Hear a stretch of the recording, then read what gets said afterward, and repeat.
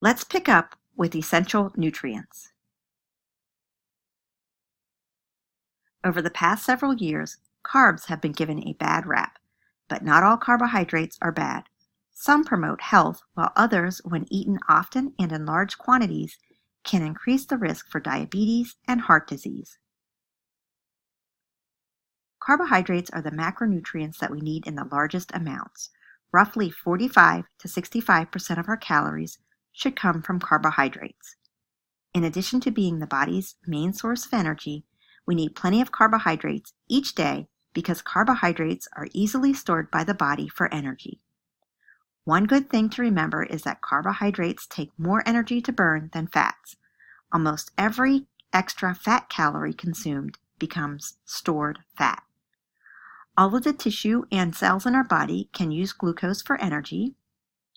Carbohydrates are needed for the central nervous system, the kidneys, the brain, the muscles, including the heart, to function properly. Carbohydrates can be stored in the muscles and liver and later used for energy. And carbohydrates are important in intestinal health and waste elimination. Carbohydrates are mainly found in starchy foods, like grain and potatoes, fruits, milk, and yogurt. Other foods like vegetables, beans, nuts, seeds, and cottage cheese contain carbohydrates, but in lesser amounts. The amount of carbohydrate in the diet, high or low, is less important than the type of carbohydrate in the diet. For example, healthy whole grains such as whole wheat bread, rye, barley, and quinoa are better choices than highly refined white bread or French fries. The healthiest sources of carbohydrates, unprocessed or minimally processed whole grains, vegetables, fruits, and beans promote good health by delivering vitamins, minerals, fiber, and a host of important phytonutrients. Unhealthier sources of carbohydrates include white bread, pastries, sodas, and other highly processed or refined foods. These items contain easily digested carbohydrates that may contribute to weight gain, interfere with weight loss, and promote diabetes and heart disease. When people eat a food containing carbohydrates, the digestive system breaks down the digestible ones into sugar, which enters the blood. As blood sugar levels rise, the pancreas produces insulin, a hormone that prompts cells to absorb blood sugar for energy or storage. As cells absorb blood sugar, levels in the bloodstream begin to fall. When this happens, the pancreas starts making glucagon, a hormone that signals the liver to start releasing stored sugar. This interplay of insulin and glucagon ensure that cells throughout the body, and especially in the brain, have a steady supply of blood sugar. Carbohydrate metabolism is important in the development of type 2 diabetes, which occurs when the body can't make enough insulin or can't properly use the insulin it makes. Type 2 diabetes usually develops gradually over a number of years, beginning when muscle and other cells stop responding to insulin. This condition, known as insulin resistance, causes blood sugar and insulin levels to stay high long after eating. Over time, the heavy demands made on the insulin-making cells wears them out, and insulin production eventually stops. In the past, carbohydrates were commonly classified as being either simple or complex. Dividing carbohydrates into simple and complex, however, does not account for the effect of carbohydrates on blood sugar and chronic diseases. To explain how different kinds of carbohydrate-rich foods directly affect blood sugar, the glycemic index was developed and is considered a better way of categorizing carbohydrates. The glycemic index ranks carbohydrates on a scale from 0 to 100, based on how quickly and how much they raise blood sugar levels after eating. Foods with a high glycemic index, like white bread, are rapidly digested and cause substantial fluctuations in blood sugar. Foods with a low glycemic index, like whole oats, are digested more slowly, prompting a more gradual rise in blood sugar.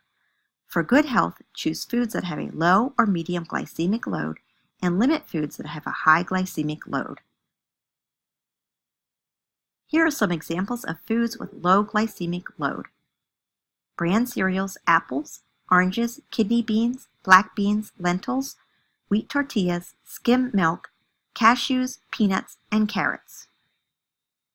And some foods with a medium glycemic load: pearled barley, brown rice, oatmeal, bulgur, rice cakes, whole grain breads, and whole grain pastas. And here's a list of some foods with high glycemic load: baked potato, French fries, refined breakfast cereal, sugar-sweetened beverages, candy bars, couscous, white basmati rice, and white flour pasta. While more research needs to be done, many studies show that diets rich in high glycemic index foods, which cause quick and strong increases in blood sugar levels, have been linked to an increased risk for diabetes, heart disease, and overweight, and there is preliminary work linking high glycemic diets to age-related macular degeneration, ovulatory infertility, and colorectal cancer. Foods with a low glycemic index have been shown to help control type 2 diabetes and improve weight loss. Some food labels are starting to indicate a GI rating. For more information on glycemic index, log on to www.glycemicindex.com or take a look at the book Glucose Revolution by Jenny Brand Miller. While the true value of the glycemic index has yet to be determined, eating whole grains, beans, fruits, and vegetables, all foods with a low glycemic index, is indisputably good for many aspects of health. One of the most important factors that determine a food's glycemic index is how much it has been processed. Milling and grinding removes the fiber-rich outer bran and the vitamin and mineral-rich inner germ, leaving mostly the starchy endosperm.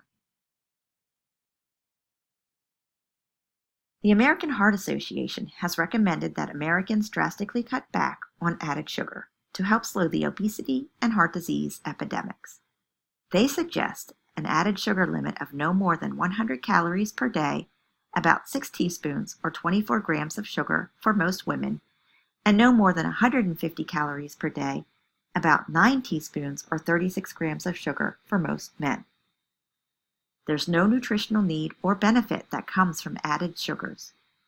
A good rule of thumb is to avoid products that have a lot of added sugar, including skipping foods that list sugar as the first or second ingredient. However, the growing use of alternative sweeteners can make it difficult to determine which ingredients count as sugar because there are multiple sources of sugar with different names. Here is a list of many of the sources of added sugar that you may see in the ingredient list of a food item. By law, the nutrition facts label must list the grams of sugar in each product, but does not break out the added sugars. Some foods naturally contain sugar, while others get theirs from added sweeteners. Typically, those with naturally occurring sugar have more nutrients. The new nutrition facts label will designate added sugar, making it easier to identify in the future. Okay, it may be time for a coffee break, but remember to take it easy on the added sugar and cream. We will pick up with protein.